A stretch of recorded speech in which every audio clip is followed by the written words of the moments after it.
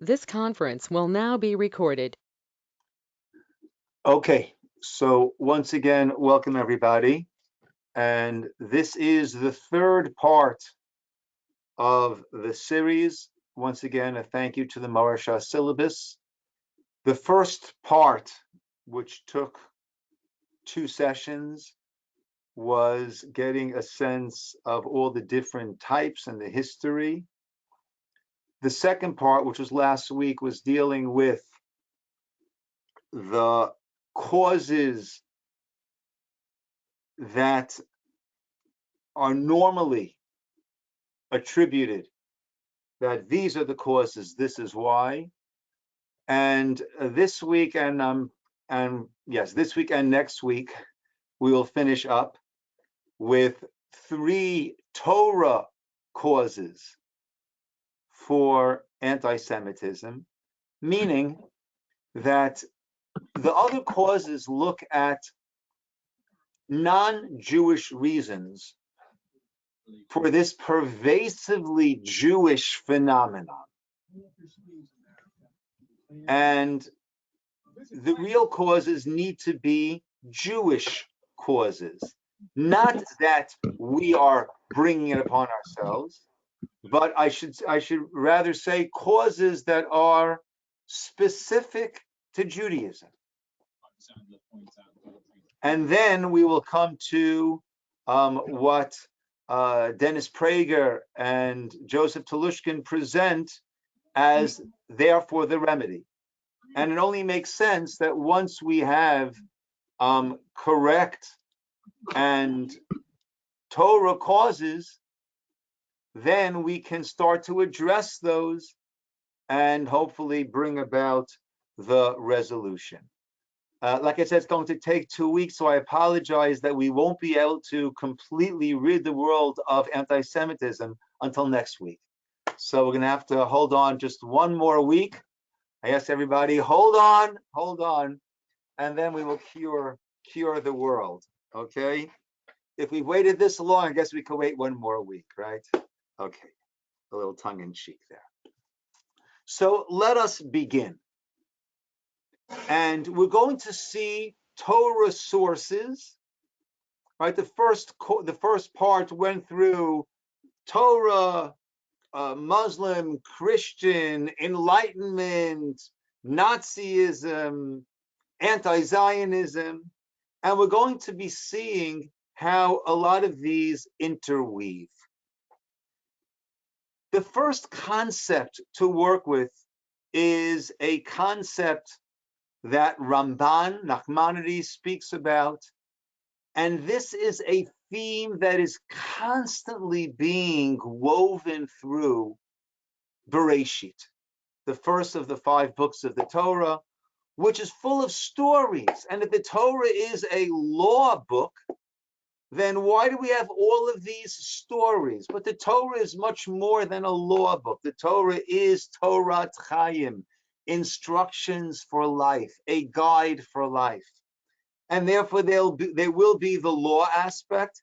There also will be the moral aspect and the understanding of where we came from and what we went through and how it was dealt with as a guide for us as to how we should best deal with. And that is the concept of Maaseh Avot Siman Labanim, that the actions of the fathers, that serves as a siman, as a sign for the banim, for the children that come afterwards. And Ramban writes, this is source number 1, on the pasuk, Vayavor Avram ba'aretz ad makom Shechem. Avram passed through the land until Shechem. And Ramban writes, we'll take it in the English so we can cover as much as we can this afternoon. Shechem did not yet exist as a city. Yet the Torah refers to it as such to inform you of a great principle succinctly taught by our sages, about the Torah's discussions of Abraham, Yitzchak, and Yaakov, Abraham, Isaac, and Jacob. The Medrash Tanchuma teaches that all events that were encountered by the forefathers are indicative of future experiences of their descendants. Therefore, the Torah so vividly describes the experiences of the forefathers, such as their journeys, digging wells. We hear about Isaac digging wells, the first well, and it got filled in and was called this, and the second well, and it got filled in and was called this, and the third well, and it was called this, and it was not filled in. And our sages to let us know, Ramban there speaks about it, that this was indicative of the wellspring of life, of water, of spirituality, represented by the three temples. And the first one was destroyed, and the second one was destroyed, and the third one will not be destroyed. Masa Avot, that which the fathers went through, is a siman lebanim, is a sign for the children. And that which Jacob, his encounter with Esav, and the way that he prepared for that encounter with Esav, is giving us a roadmap of how we will need to encounter in our encounters with Esav. Esav, of course, is the Western world, Rome, and Christianity that followed it. It's giving us a roadmap as to how we should best deal with that. Their journeys, digging of wells, that you might think they are superfluous, inconsequential, yet they are all written to teach about future events. For when an event happened to the three forefathers, we can extrapolate what has been decreed to be experienced by their descendants. And this also extends to the matriarchs, Ramban elsewhere, by Sarah being very harsh on Hagar, lets us know that the harshness that she exhibited towards Hagar is going to come back to bite us by her descendants, by Yishmael, as certainly we are experiencing today. So there are basically three approaches. Yes, Mark. Rabbi Ciner? Yes, Mark. Yes, hello. Yes, so the wells represent the Western world and the Goyim, right? No. The wells represented the three temples, but in general, but Jacob's encounter, that was by Isaac, but Jacob's encounter with Esav does represent Israel in the Western world. That is exactly correct, Mark. Yes. Just wanted to make sure. Yeah, absolutely. And please, as Mark did, right, please feel free to unmute and speak up any questions that you have along the way. Okay. We're going to go through three basic approaches, three basic Torah Jewish approaches as to the reasons behind anti-Semitism. The first that we're going to spend today on, maybe we'll get to the second, maybe we won't, but the next two are shorter. The first is, as we have in the heading here, hatred of the Jewish God, the Jewish people, and Jewish values. And this began, we can imagine, right at the beginning of the Jewish God and Jewish values, right at the founder of monotheism, and that we find right away by Abraham.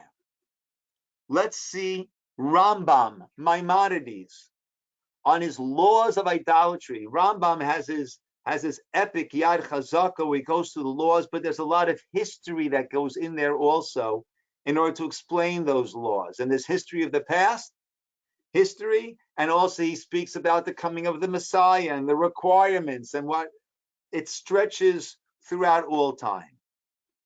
And Rambam writes, Kevan shehikir v'yada, once Avraham recognized the existence of God, hitchil hashiv tshuvot al bnei Ur Kasdim, he began to challenge the idol worship that was prevalent in the world there and where he lived in Ur Kasdim, argued with the idol worshippers, saying that the path they were following did not lead to the truth. And of course, we know, according to the Medrash, that his father had an idol shop.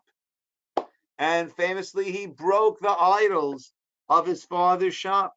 He broke their idols and explained to all the people that it is only appropriate to serve the God of the universe. And this is something that Rabbi Sachs Zatzal writes about often, that people think that science replaces religion. And science replaces polytheism.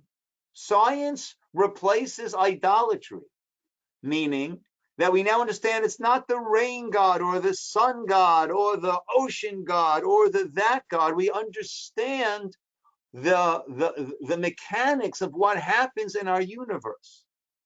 But science only explains what. It does not touch upon why. Monotheism is not one God as opposed to polytheism being many gods. Polytheism, he explains, is within this world. Monotheism is this world is within monotheism. It is this overall arching creator who creates and asa osev yaseh l'chol ha'ma'asim, did, does, and will do. Did, does, and will orchestrate. All that takes place. And that is what he was trying to teach. So it's not one God as opposed to many. It is within the system as opposed to outside of the system. Science replaces polytheism. Within the system, we now understand it's not the rain god was happy or smiling, resulting in either flooding or beneficial rain. But that's what. It's not why. It's not this overarching, well, why did that event, why did that series of science that we now understand lead, begin, and follow through and lead to this event? When Avram and his ideas was still in source number 2, gained recognition and King Nimrod attempted to kill him, he was miraculously saved and traveled to Haran. There Avram arose and vociferously asserted to the entire world that there is one God in the universe and only he should be served. Nimrod was fighting against this idea. Nimrod was fighting against this God. He did not want this view to spread. Nimrod, the other kings, made themselves into gods, as we know from later on, the resistance that a Pharaoh had against accepting this God, because Pharaoh was God. I'm a God. I'm all powerful. And I don't want to be under the control, under the gaze, under the power of anything. I don't want to have morality told to me. I like to decide myself. It was a hatred, as we said before, of the Jewish God, which turned into the Jewish people and of Jewish values. Source number 3, Bereshit again, Rashi's commentary there. And Cush Yaladet Nimrod, the pasuk says, Hu heichel liot gibor ba'aretz, giving the generations. And we hear about from Noach until Avram, and we hear about Cush gave birth to Nimrod, who began as a power. He began to be a gibor, a power on the earth. Rashi there says liot gibor. In what way was his power manifest? Lahamrid kol ha'olam al kadosh baruch hu ba'atzat dor haflaga. He engineered the generation of the dispersion of building the tower. We will go to bat against any power above. We will go to bat against God, and he was bringing the whole world on this mission of a fight against God. Gur Aryeh is one of the classic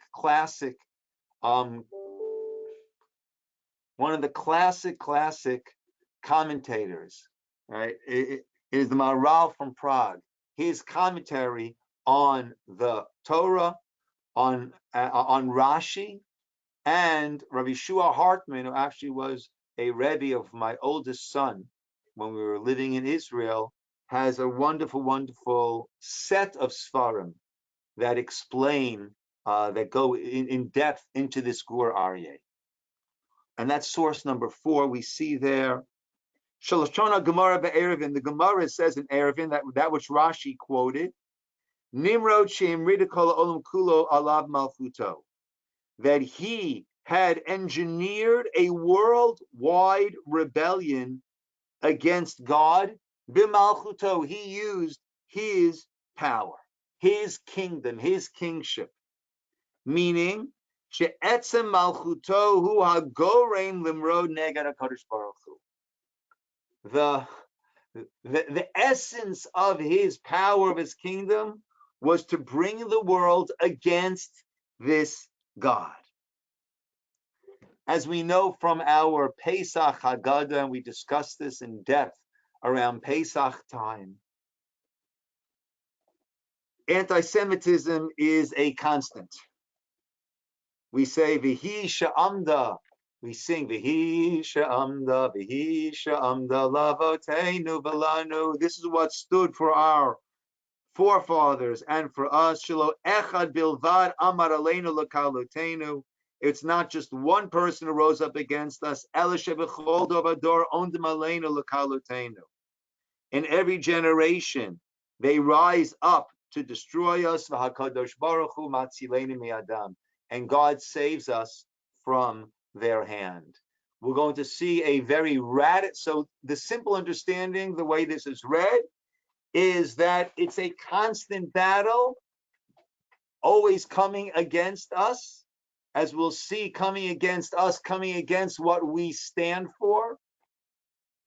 And Hashem saves us. And we'll see a radically different approach to that as we go on to other causes. Yes, Chaya Rivka. Before you said Nimrod engineered a worldwide rebellion. It seems like in order to understand Hashem can't be seen. You said it's the world within a world. So I imagine the people who he was engineering this worldwide rebellion were people who didn't really understand what God was. They might have just thought it was just something we can't see, but they didn't really understand. I can't imagine that they understood what God was like. Correct. It was a polytheistic society. And that is what he wanted to maintain, because in the polytheistic society, one of the gods was always the ruler. Whether it was Nimrod, whether it was Paro, that is what they always wanted to maintain. So it was still a human, it was still not God, but it was a God substitute. Correct. That's what polytheism is. That's exactly correct. Yes. Now, just again, I can't necessarily, once I'm sharing my screen, I don't see all of you who are on.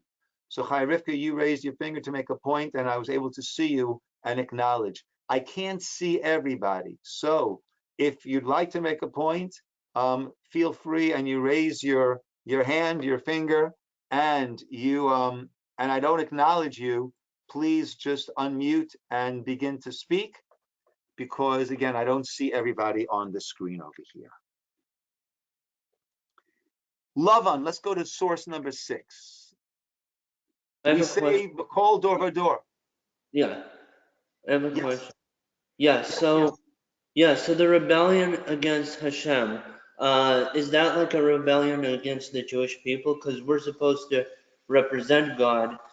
Okay, And good, Mark. So that is, is that a yes, Mark. So that is going to turn into a rebellion against or a hatred, animosity towards the Jewish people once we become a nation and the manifestation or the teachers of this Torah, of this God existence, God will, God parameters. Yes. So we say in the Haggadah, B'chol dor b'dor, every generation. And then the prime example that we bring is Tsei Ulamad, go out and learn. Mabikesh Lavan Arami, what it was that Lavan had tried to do to Yaakov Avinu, to Jacob, our forefather.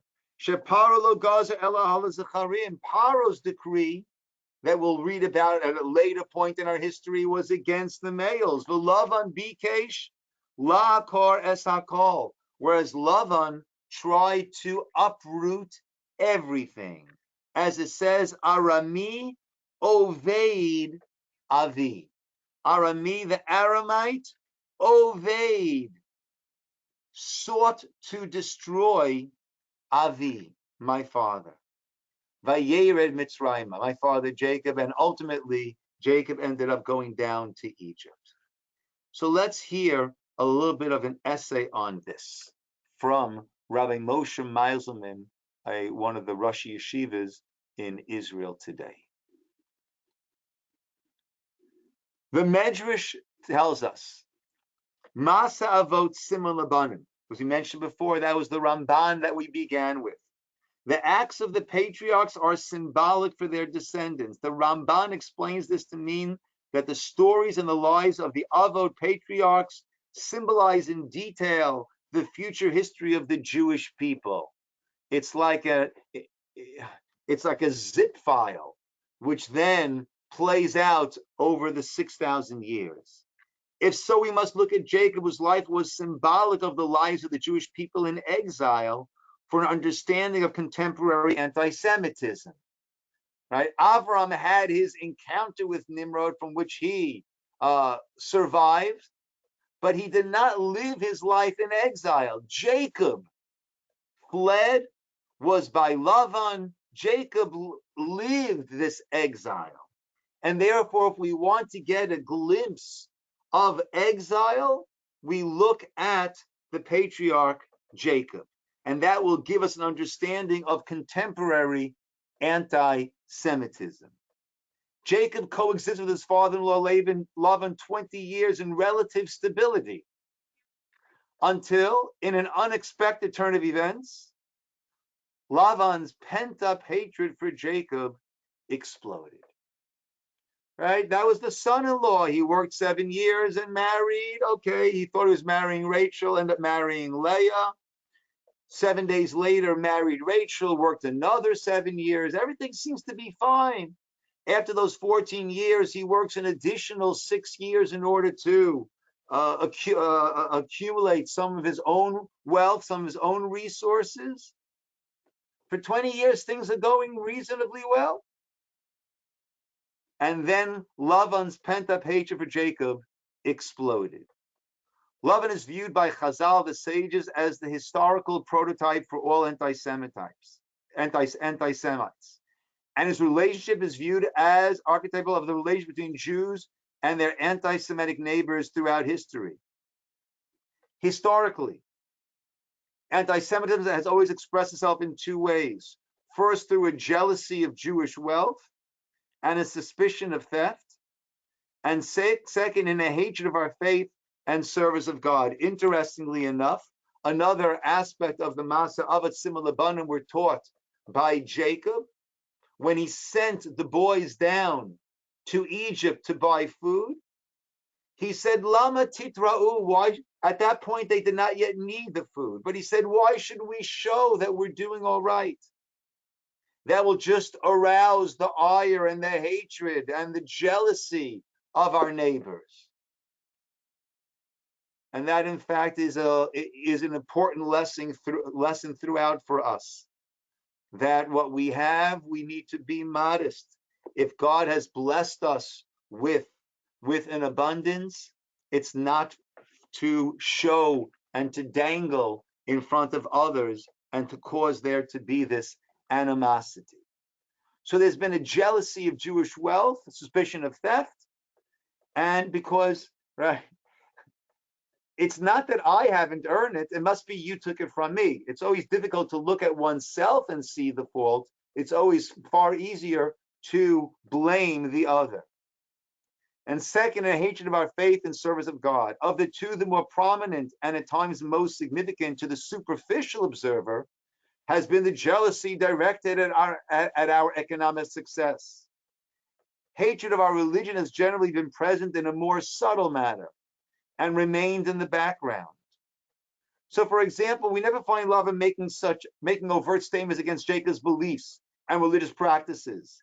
It is only our sages, Chazal's insights into the biblical text, which would indicate that the key element in their dispute was religious hatred. They base this on the interpretation of the verse that we quote in the Haggadah, Arami Oved Avi, the Aramean wanted to destroy my father, and he, Jacob, went down to Egypt. The word Oved puzzled the rabbis. Oved is present tense. The present tense implies a continual process of destruction whose goal is to ensure that no remembrance of Jacob will remain. Oved et Avi. He's constantly trying to destroy, obliterate Avi.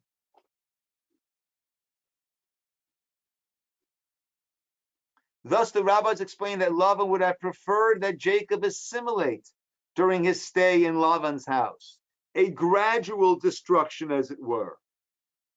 However, when Jacob decides to leave, then he needs to switch to plan B. Lavan has no choice but genocide, and thus the suddenness of his outburst. I have the power to destroy, to wreak evil upon all of you. Had Lavan been merely jealous of Yaakov's money, as he ostensibly claimed, he would have had no desire to destroy all the members of Jacob's camp. But Lavan, in his desire to erase Jacob's belief, also wanted to eliminate all those who believed as Jacob did, the entire camp. As the Haggadah says, BK, 1 minute, Marcus, 1 minute, Bikesh la'akaret hakol. He wanted to uproot everything. Lavan would have been satisfied with nothing short of an absolute annihilation of Jacob, both physical and spiritual. Yes, Mark, sorry. Could you? Yeah. So it's just a gradual erosion or destruction, not only of our bodies, but of our religion itself, of Judaism That's itself. correct. Yes. So it's like our religion, but as we see through the Nazis, it was not only religion, but mainly our bodies, so to speak. Well, right? namely by the Nazis, we'll see that will be actually the very last part of this piece, of this section, right? Because they believed that any Jew would eventually infect the world with their thinking. And therefore, the only recourse was what they termed the final solution. Yes, Chaya Rivka. No, I just want you to move the. Thank you, thank you, thank you. Thank you, thank you, thank you. Okay, and now we're going to source number 8, right? Which is again. Rabbi, Yes. it's Cheryl. Hi, Cheryl. Hi. He had no qualms about murdering his own children and grandchildren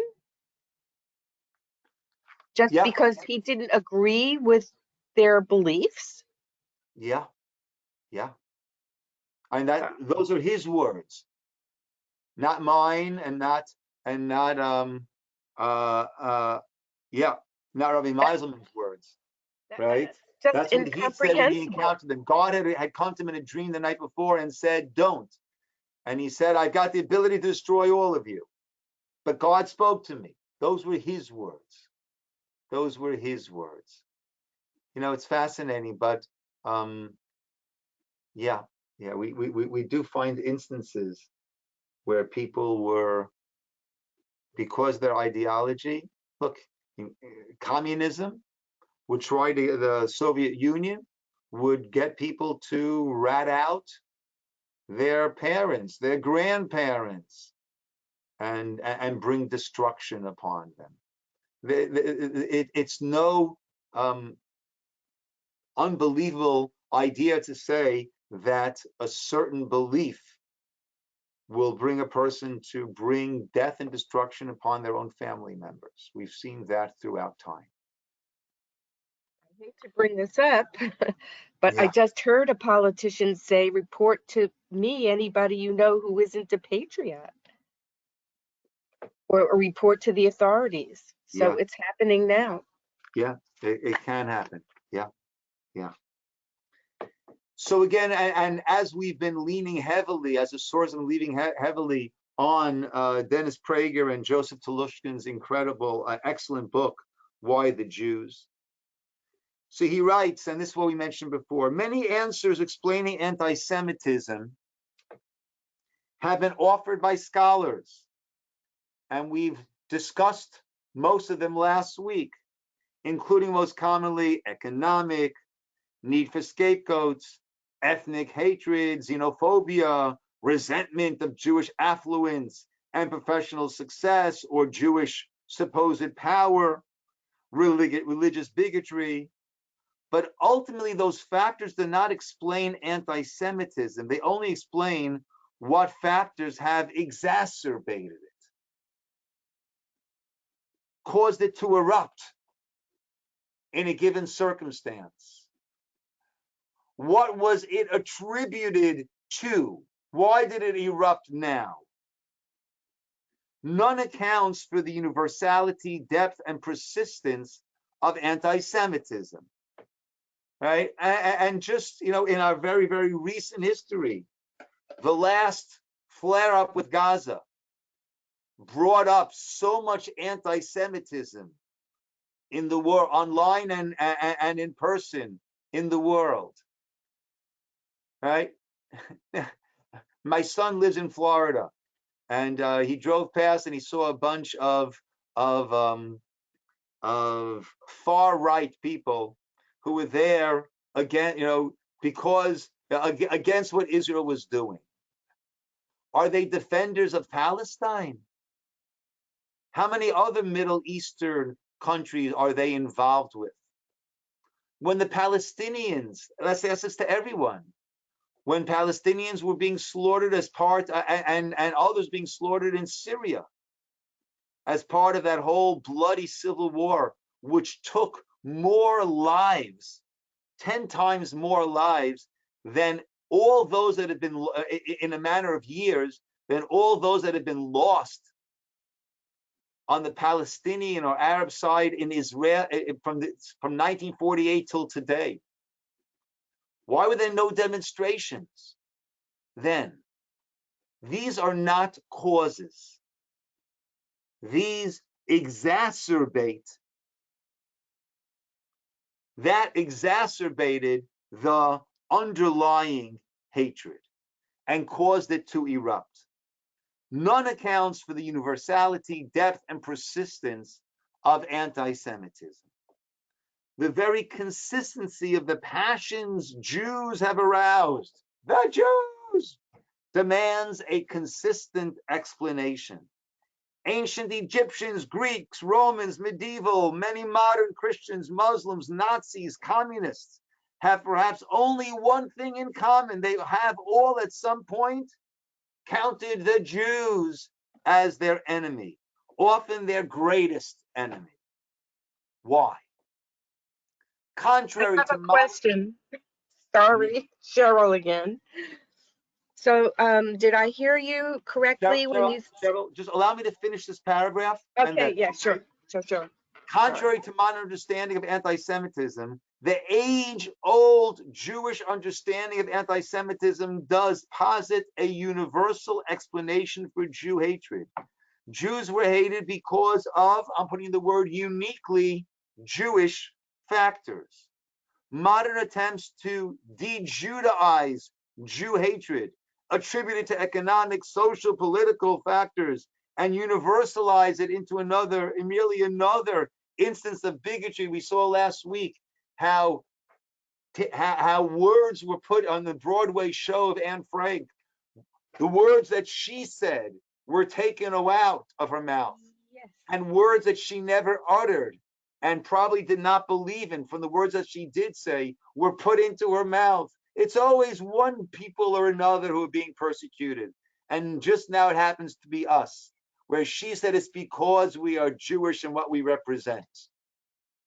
So trying to universalize it into merely another instance of bigotry are opposed to the facts of Jewish history and to the historical Jewish understanding of anti-Semitism. Yes, Cheryl. Wow, I'm amazed that I read about that also, and that was rewritten by Lillian Hellman, who I think was a Jew. Mm-hmm. Yeah, with Anne Frank. Oh my gosh. Yeah. So here's Yes. what I was wanting to know. You said your son, who's in Miami, saw an anti-Israeli. Yes. Demonstration. This is during the Did, Gaza war. right. So yeah, a lot happened during that time. Did you say it was a rightist group that was Yeah, protest? it was a neo-Nazi group that was there. Oh my gosh. Yeah, it was a neo-Nazi group that was there. Is there a lot of that around? Probably I more haven't than heard we'd of like to know. any till Probably now. more than we'd like to know. Yeah. Yeah. So is that what the greatest threat to this country is? Uh, I'm not. I don't know. I don't know what the greatest threat to the country is. The country. I think extremism on either side is the greatest threat to the smooth running and the congenial manner of this country. Extremism, all types of extremism, I would say, is the greatest danger that we have. We find this again, and this is, in Devarim, following in the footsteps of a Nimrod. We find the pasuk, which we will explain well. Zechor et asher asa lecha Amalek. Remember that which Amalek did to you, baderech, on the road, as you were traveling, b'tzeitchem mitzrayim, as you were leaving Egypt. Asher karcha baderech, that they happened upon you as you were traveling. Vayizanev b'cha, and they struck at your zanav, as a tail. All those who were weak behind you. V'ata v'yageya, you were tired, weary. V'lo yarei Elokim, and he had no fear of God. We say in the Az Yashir, as part of the daily davening, the song at the sea, we speak about all the other nations were trembling when they heard. But Amalek came and fought. V'haya, and it will be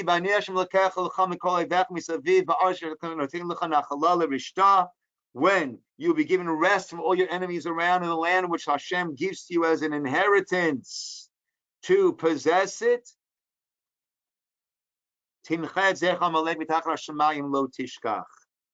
You shall blot out the remembrance of Amalek from under the heaven, and you shall not forget. Now, how can we understand? Let's look at number 10, the Nitziv. How can we understand, he writes, the expression, wipe out the memory of Amalek?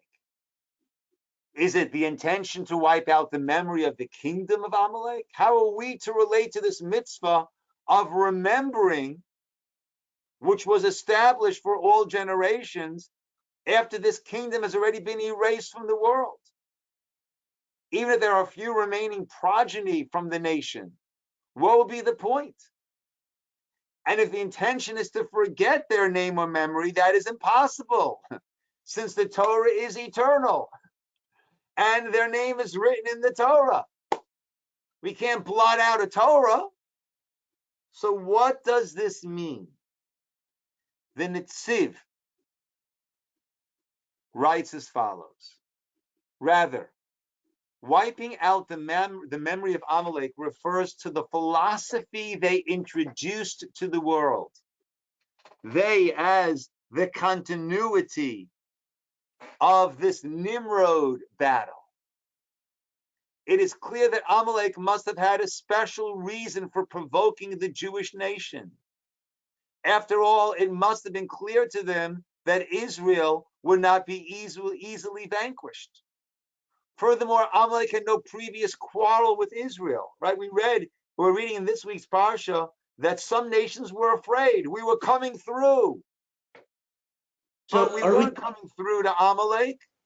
Are we talking about the king, or we're talking about the whole Amalekim?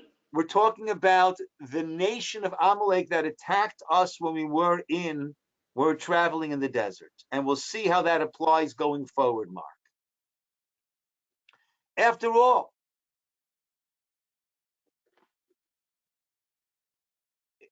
Israel will not be easily vanquished. They all heard about Egypt and the splitting of the sea.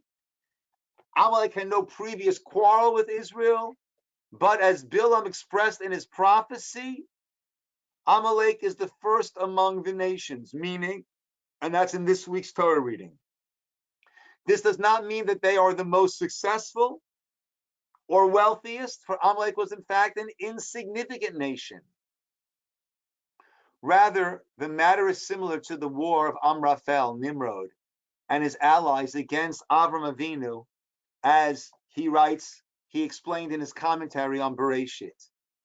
Amalek knew that the Jewish people would be the focal point of divine justice, divine involvement. They would introduce the principles of divine intervention in human affairs on the basis of one's actions. Accountability, responsibility, hashgacha pratis, divine orchestration of events. But a person being fully responsible for the decisions they make and the things that they do on the basis of one's actions. From the time the Jewish people left Egypt, they were ready to receive the Torah. This greatly disturbed the other nations, especially Amalek, since they are viewed as the first among the nations, or the archetype of seething haters of divine intervention in the world. Actually, I said before, karcha, they happened upon you on the road in source number 9. They viewed the whole world as random events of happened to. And actually the numerical value, which lets us know what the essence of something is, the numerical value of the letters Amalek equal of that nation, equal the numerical value of Safek, doubt. Putting doubt into the world. Seething haters of that which is divine. And God promised that the time will arrive when the memory of Amalek will be blotted out, meaning that their goal, a world run by nature, determinism, whether it's genetic determinism or sociological determinism, but no one is responsible because everyone has to do what they do because of their genes, because of their society, because of their upbringing. But no one's responsible. A world run by nature, bereft of divine involvement in response to one's actions. That view, that will be obliterated. This wish will be forgotten from among the nations. This wish to excise, to remove God from everything that happens, that is what will be blotted out. That is what will be obliterated. And then as we conclude our Aleinu, every time we say Aleinu, after each and every davening that we say, Bayom Ahu Yeh Hashem Echad, Ushmo Echad. Then God will reign as the King of the world, and this will take place fully in the Messianic era. May it arrive. Mehera v'yameinu, amen. May it arrive speedily in our days. So that was Nimrod, what he was fighting against Avraham. And then Avraham developed into a nation. He was no longer one person. He was a nation of people. Avram had Yitzchak, Yitzchak had Yaakov. Yaakov had 12 tribes. And that was the start of the nation. And Egypt and our release from Egypt, exodus from Egypt, was our becoming a true nation on our way to Mount Sinai. And that's when Amalek pounced. And then we came to Mount Sinai. Rabbi, And that is when, and just 1 second, Mark, and that is when this mission of Avram and Isaac and Jacob and the tribes then became a national mission. And one more source, and then Mark, and then you'll tell me what you wanted to say. Source number 11, Har Sinai. Har Sinai, Mount Sinai. The Gemara asks, "My Har Sinai." Why was it called Sinai? Sheyarad Sina la'akum alav. Because that is when hatred came down. Hatred of the nations to us. That is when that came down. Because now it was no longer individuals. It was a national mission. Yes, Mark. yeah, so I just wanted to reiterate. So Amalek was seething doubt and hatred of that which is divine. And what does it mean again, determinism? Determinism is I have no response. Everything was determined already, Mark. Because of my DNA, that is what ends up affecting or my upbringing or my society or this. That is what makes this person a serial killer and makes that person a kind, giving person. It's all determined. And therefore, there's no responsibility. You can't blame me. I didn't choose my DNA. You also can't reward me or honor me for the good that I'm doing. I didn't choose my DNA. Everything is just by chance.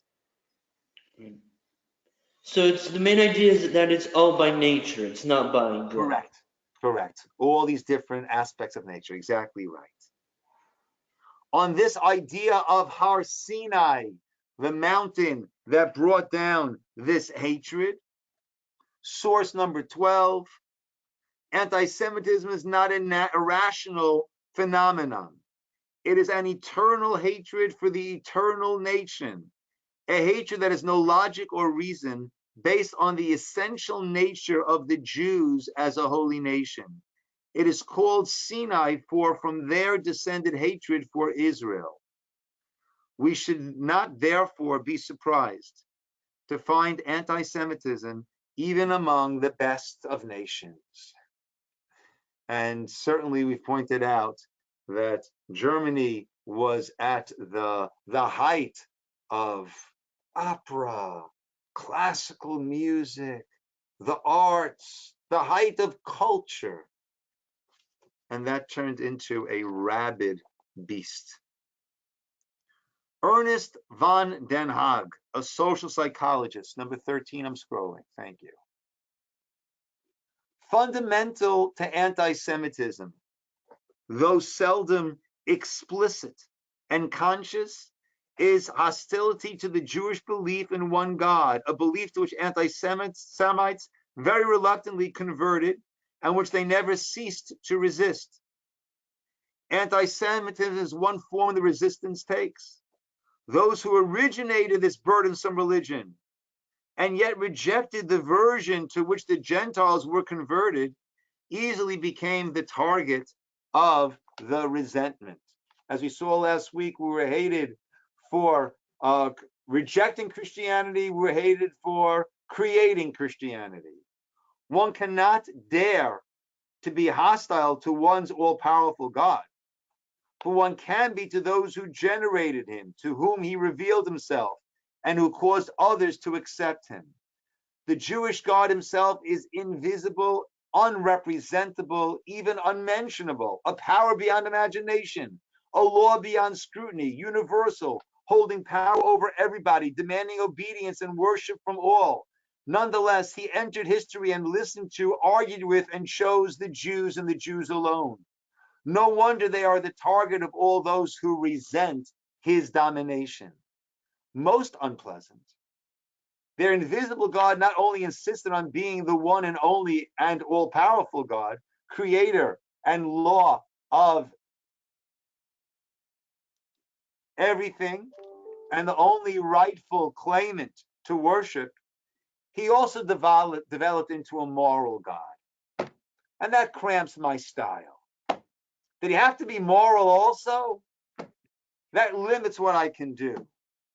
The Jews have suffered from their own invention ever since, but they have never given it up, for it is, after all, what makes the Jews Jewish.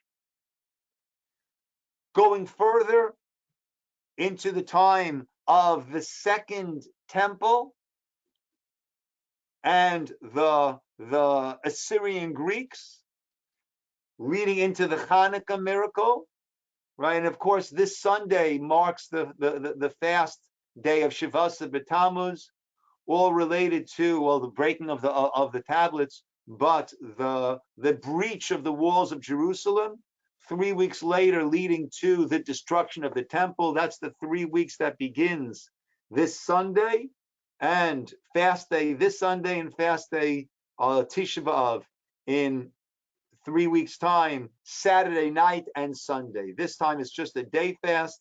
Tisha B'Av is a Saturday night and Sunday fast. Rav Shlomo Volvi in his Alei Shur writes, the Jewish exile by the Greeks darkened the eyes of the Jews. It obscured their ability to have clarity of understanding. And don't forget that exile took place in Israel with the temple standing. Yet it's referred to as an exile in that we had this distancing from God. Not only did the Greeks enact many decrees against the Jews in order to have them forget the Torah and bring darkness upon them, they also wanted to prevent the Jews from observing laws and to take away their status of being the chosen nation, so they should become free and assimilate. This would undermine the essence of the holy nation, and their decrees were decrees that were aimed at the unique aspects of Judaism, whether it is circumcision, which renders our bodies different, or it is our Sabbath, our Shabbat, which renders the whole structure of the week different, whether it was Rosh Chodesh, the Jewish calendar, which puts us on a different timing system than everyone else. Wipe away all of these differences. And as we've mentioned before, source number 15.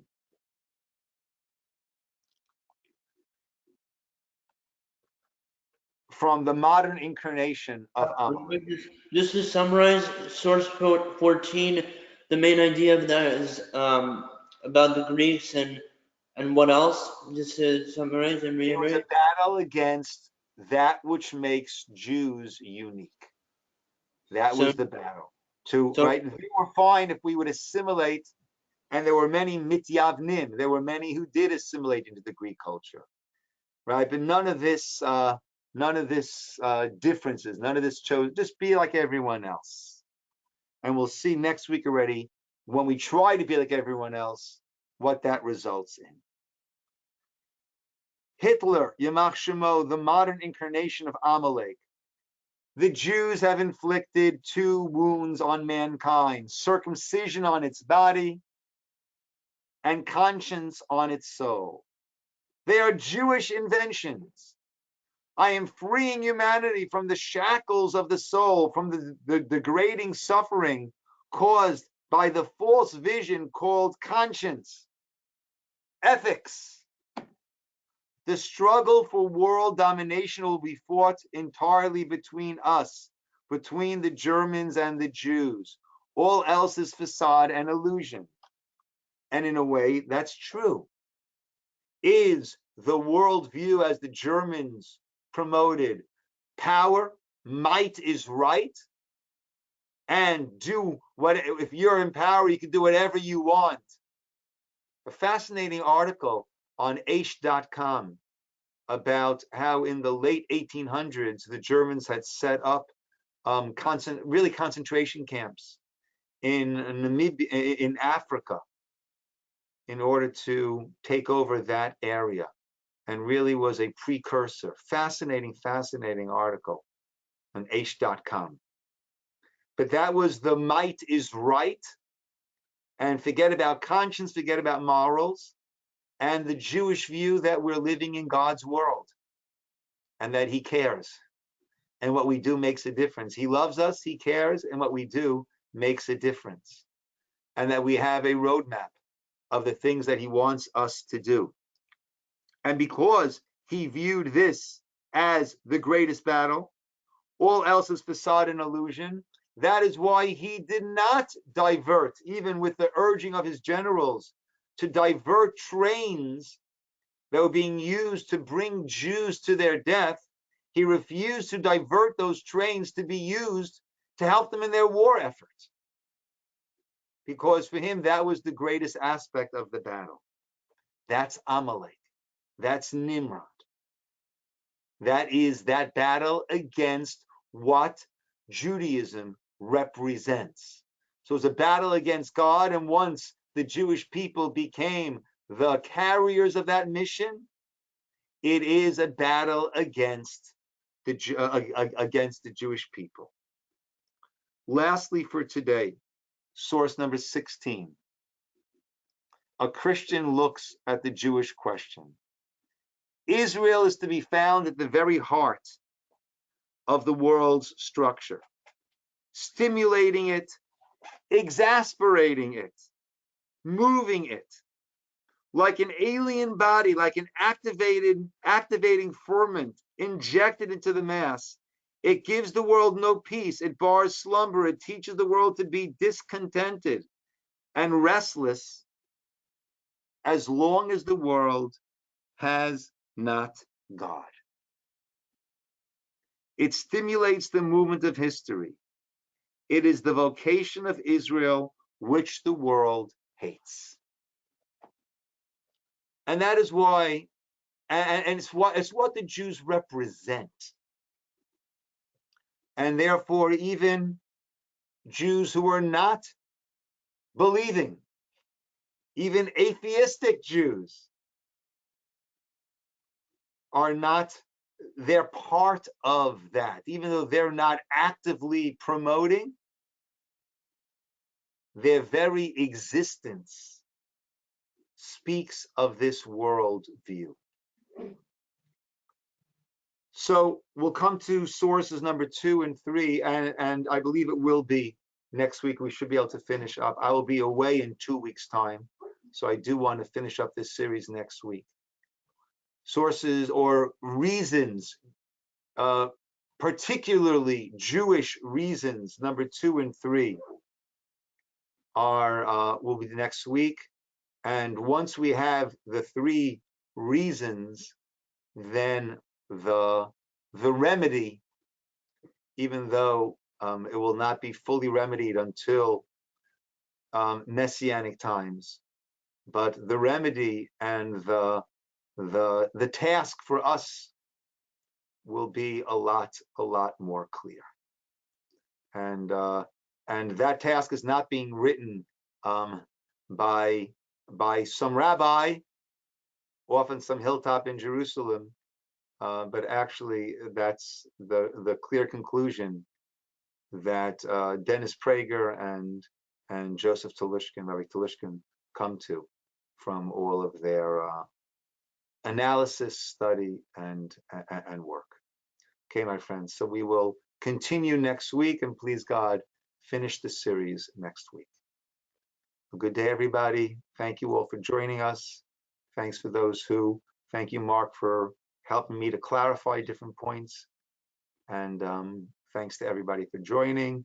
We'll have Kabbalat Shabbat until the last paragraph of L'chad Dodi streaming tomorrow night. But it's better to come in person. It's better to come in person. So please try to. Leon, good seeing you. Hope you and the family are all well. Good seeing you, Leon. Okay, everybody. Good seeing all my friends. Thank you for joining us. Anybody else wants to, any questions, points, please feel free. Otherwise, we will sign off. Bye. Thank you. Thank you. Rabbi. Thank you, Rabbi. Thank you, Rabbi. You're very Will you welcome, Rabbi please- Basil. Is that you speaking? Yes, thank you, Rabbi. You're very welcome, Basil. See you tomorrow. Will you Well. please download the paper? You didn't do that. I did. I did it. We did. You did get it. Oh, okay. Maybe I didn't see it. I believe I did. I meant to. You did, Rabbi. I got Okay, it. then I did. Good. Even better. Okay, everybody. A good day and a good showers if I don't speak to you before then.